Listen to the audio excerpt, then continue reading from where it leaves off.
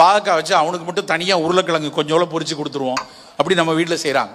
ஆனால் குழந்தைகளுக்கு வாரத்துக்கு 2 நாள் 3 நாளாவது கசப்பும் துவர்ப்பும் நம்ம கொடுக்கணும்.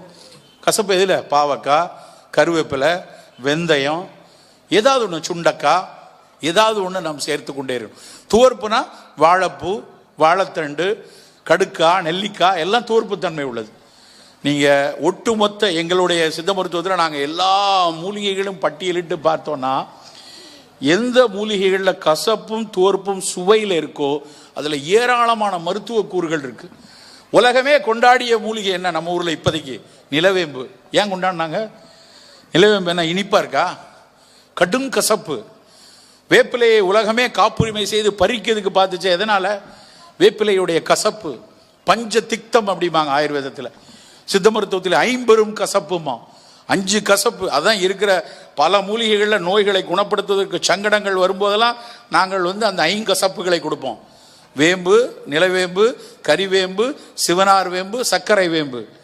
இந்த 5 சேர்ந்ததான் 5 கசப்பு. அவன் பஞ்ச திக்த கிருதம்னு ஆயுர்வேதத்தில் கொடுப்பான். சித்த மருத்துவத்தில் இந்த 5 கசப்பு தான். ஒவ்வொன்றும் மருத்துவத்தில் உச்ச நிலையில் வேலை செய்யக்கூடியது. மூலக்கூறுகளாக பிரித்து அதில் என்ன ஆல்கலாய்டு இருக்குது, என்ன ஃப்ளாவனாய்டு இருக்குது, என்ன ஃபீனாலிக் காம்பவுண்ட் இருக்குது, என்ன டேனின் இருக்குன்னு பிரித்து பார்த்தா எதெல்லாம் கசப்பு சுவை இருக்கோ, எதெல்லாம் துவர்ப்பு சுவை இருக்கோ அது முழுக்க மருத்துவ குணம் உடையது. அப்போ நம்ம வீட்டில் மோர்ச்சோறு சாப்பிடும்போது 4 சுண்டக்காய் வத்தல் கொடுங்க, வெந்தயத்தை வறுத்து பொடி பண்ணி வச்சு ஒரு 1/2 ஸ்பூன் சாப்பாடோடு சேர்த்துக்கிட்டோம், இட்லி தோசைக்கு கொஞ்சம் கருவேப்பிலை சட்னி அரைத்து கொள்வோம். அப்படி உணவில் கசப்பும் துவர்ப்பையும் நம்ம சேர்த்து கொடுக்கணும். பேலன்ஸாக போனோம். அதில் குறிப்பாக கசப்பும் துவர்ப்பும் கூடுதலாக இருக்க வேண்டும் என்கிற விஷயமும் நம் குழந்தைகளுக்கு போக வேண்டும்.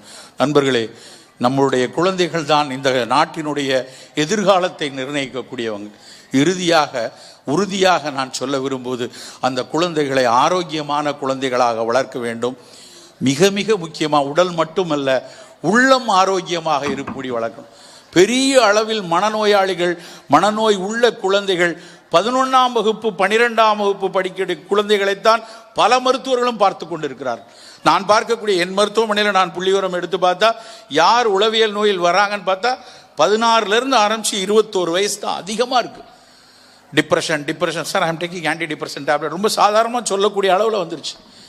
எப்படி இந்த உளவியல் சிக்கல் வந்ததுன்னு பார்த்தா கதை சொல்வதை கேட்காத குழந்தைகள், வாழ்வியலை புரிந்து கொள்ளாத குழந்தைகள், உலகத்தின் தட்டையான பகுதியில், உலகத்தின் பக்கவாட்டில் சமூகத்தை புரிந்து கொள்வதற்கு நேரம் இல்லாத அளவுக்கு வளர்த்த குழந்தைகள் தான் அப்படி மாற்றாங்க.